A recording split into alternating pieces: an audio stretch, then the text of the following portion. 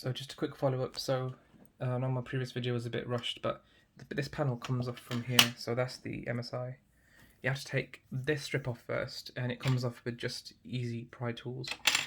Takes a couple of seconds, and then once you get that off, then you're able to like just use your nails and just pry that whole back panel off. Don't try and go this way, because I've just sort of damaged mine. Also, what you need to keep in mind as well, there is a factory seal on there, and there is a secret screw, so there is a secret compartment there. I don't know if Jay's 2 cents saw that, but yeah, you'd have to remove that screw in order to take the whole panel off as well.